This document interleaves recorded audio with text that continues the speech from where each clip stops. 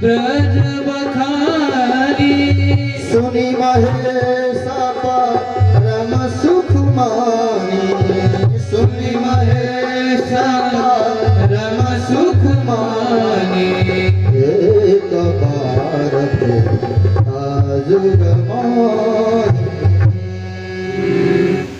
एक बार तेता जुग शंभु गए कुंभज ऋषि पानी। कुंभज माने कुंभ से प्रकट हुए ऋषि कौन है? अगस्त्य ऋषि।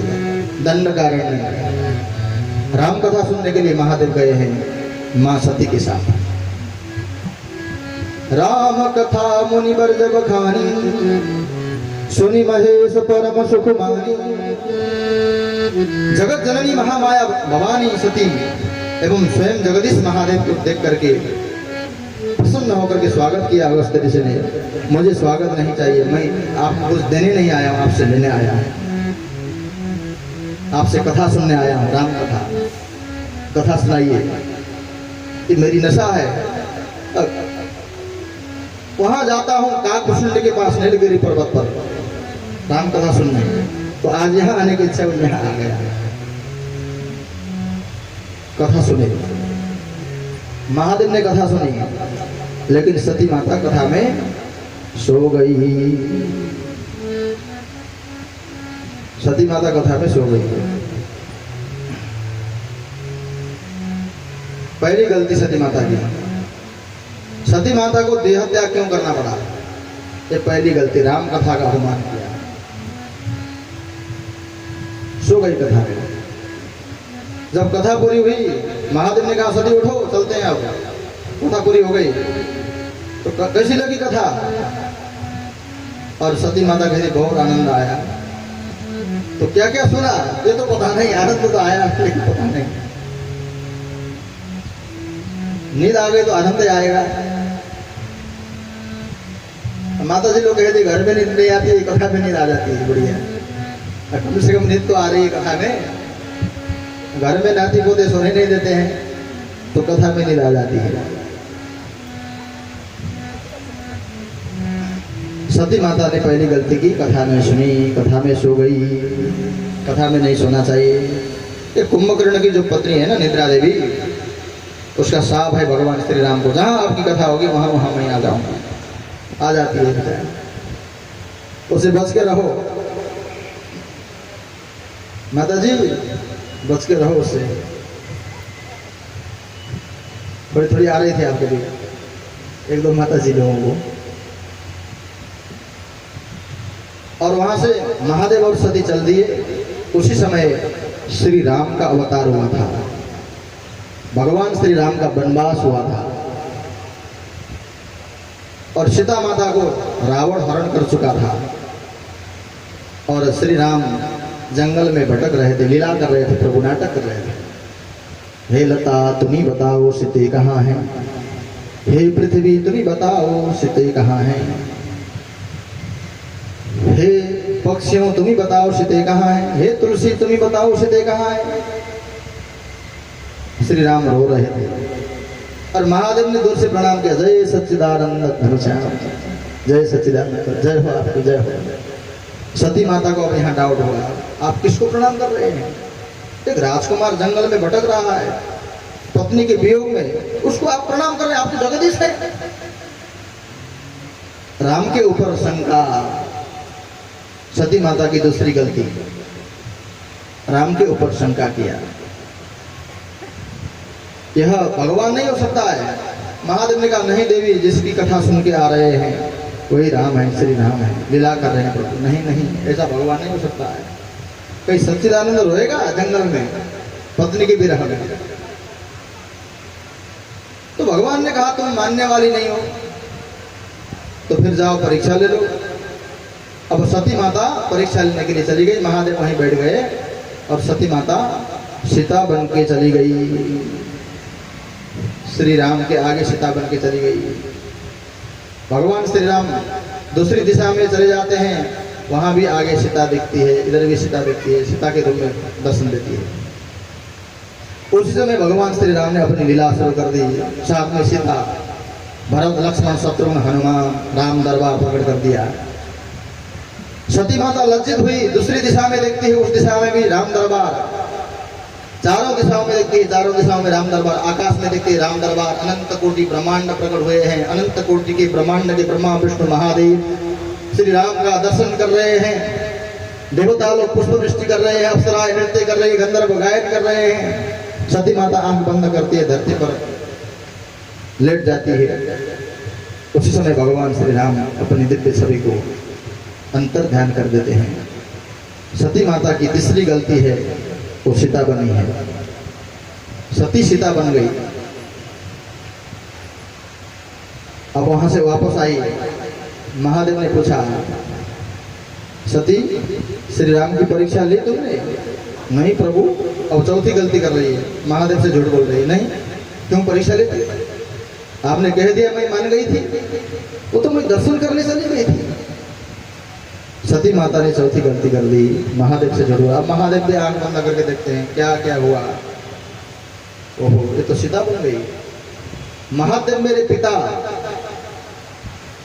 सती मेरी।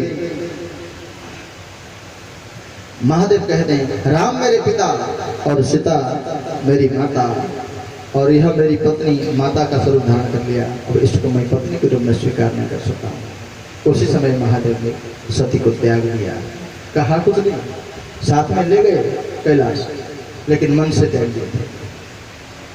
माता बना रही है, माता को मैं कैसे पत्नी के रूप में रख सकता हूँ? सीता मेरी माता है, जगदम्बा भवानी है, मेरी आराध्या है। कैलाश चले गए। उसी समय कैलाश पर्वत के ऊपरी भाग से नाना प्रकार के विमान जा रहे हैं, और प्रयागराज में एक सभा है, उस सभा में सब लोग चले गए। महादेव भी उस सभा में बैठे हैं। ब्रह्मा विष्णु महादेव की 3 गद्दियां लगी है, सिंहासन लगी है, और देवता लोग बैठे हैं, गंधर्व बैठे हैं, बड़े बड़े ऋषि मुनि लोग बैठे हुए हैं। उसी समय उस सभा में दक्ष प्रजापति आया, और दक्ष प्रजापति को देख करके सब लोग उठे, खड़े हुए, सबने स्वागत किया, सत्कार किया। लेकिन ब्रह्मा विष्णु महादेव नहीं उठे। टेढ़ी भृकुटी से देखता है, हाँ ब्रह्मा जी तो मेरे पिताजी हैं, नहीं उठे, कोई बात नहीं। और विष्णु भगवान मेरे आराध्य हैं, मेरे इष्ट देव हैं, वो भी नहीं उठे, कोई बात नहीं। लेकिन ये तो दामाद है, जवाई है, ये तो ससुर जी आया हूँ, इसको उठना चाहिए, क्यों नहीं उठ रहा है? इसको क्या पता मर्यादा, ससुर जी का सम्मान कैसे किया जाता है? ये मसान में वास करने वाला है, नागों के गहने पहन रखा है, भस्म रमाया है, भूत प्रेत गणेश, भूत प्रेतों के साथ वास करने वाला। इसने इस सभा के अस्तित्व को भंग कर दिया है, इस सभा के अस्तित्व का सर्वनाश कर दिया है। किसने बुलाया इसको यहाँ? इस प्रकार से दक्ष प्रजापति महादेव जी का अपमान करने लगा। श्रीधर स्वामी कहते हैं सही कह रहा है दक्ष प्रजापति। कैसे सही कह रहा है? अब मान लो 10-15 मंत्री लोग बैठे हैं, 10-12-15 लोग मंत्री लोग बैठे हैं, सब लोग जनता लोग आए हैं, मंत्री सब मंत्री को पूछ रहे हैं, मंत्री जी चाय, मंत्री जी पानी, मंत्री जी मंत्री जी मंत्री जी कर रहे हैं। अब मंत्रियों के बीच में प्रधानमंत्री जी आ गए तो फिर मंत्रियों को कौन पूछेगा? सब प्रधानमंत्री के पीछे पड़ जाएंगे। तो उसी प्रकार से ये सब क्या है? देव हैं, और जितने भी वहां उपस्थित हैं देव हैं। लेकिन ये कौन है? शिव जी, देवों के देव महादेव है। महादेव के सामने सबका अस्तित्व वहां विलीन हो रहा है, समाप्त हो रहा है। श्रीधर स्वामी इस प्रकार से अर्थ लगाते हैं। उसने तो किया गाली ही था, लेकिन दक्ष प्रजापति उल्टा कह रहा है, लेकिन सही कह रहा है। महादेव के सामने सबका अस्तित्व धूमिल हो रहा है। इस प्रकार से दक्ष प्रजापति नाना प्रकार से गालियां सुनाने लगा। महादेव मुस्कुराने लगे। महादेव संत हैं, महादेव भगवान भी हैं।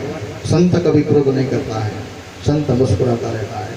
क्या करे, ससुर जी कहना नहीं मानते, अपने आप नहीं जानते, इनकी बुद्धि ऐसी है, ऐसे बड़बड़ाते रहते हैं, मुस्कुराते रहे। महादेव कुछ नहीं बोले। भगवान विष्णु देखते हैं, महादेव आप कुछ नहीं बोल रहे। ब्रह्मा जी भी इशारा कर रहे हैं, वो सुन नहीं रहा है। तो नंदीश्वर उनके गण नंदीश्वर उठे। नंदीश्वर बोलने लगे, ए दक्षे, तू जिस प्रकार से मैं कर रहा है, बकरे जैसे मैं कर रहा है, इसलिए तेरा सिर बकरे का हो जाए। और जितने भी ऋषि मुनि लोग हैं, ब्राह्मण लोग हैं, महादेव की निंदा सुन करके कान खोल करके सुन रहे हैं। सबको शर्म नहीं आती है। सभी ब्राह्मण कलियुग में सर्वभक्षी हो जाएं। इसलिए आजकल ब्राह्मण देवता लोग भी पीने खाने लग गए हैं। ब्राह्मण सर्वभक्षी हो जाएगा। नंदीश्वर ने श्राप दिया। अब भृगु ऋषि खड़े हुए। भृगु ऋषि भी बोलने लगे, ए नंदीश्वर, हम लोगों को क्यों श्राप दिया? हमने क्या बिगाड़ा? तुम भी अहंकारवश हमें श्राप दे रहे हो, तुम्हें भी हम श्राप देते हैं। शिव के गण पाखंडी बने, शिव के भक्त पाखंडी हों।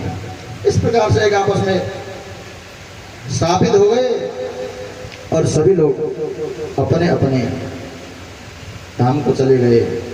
यह सभा भंग हुआ और यहाँ से दक्ष प्रजापति ने सोच लिया, अब महादेव का बड़ा अपमान करूंगा और कहीं करूंगा। हरिद्वार के कनखल में दक्ष प्रजापति का राज्य है।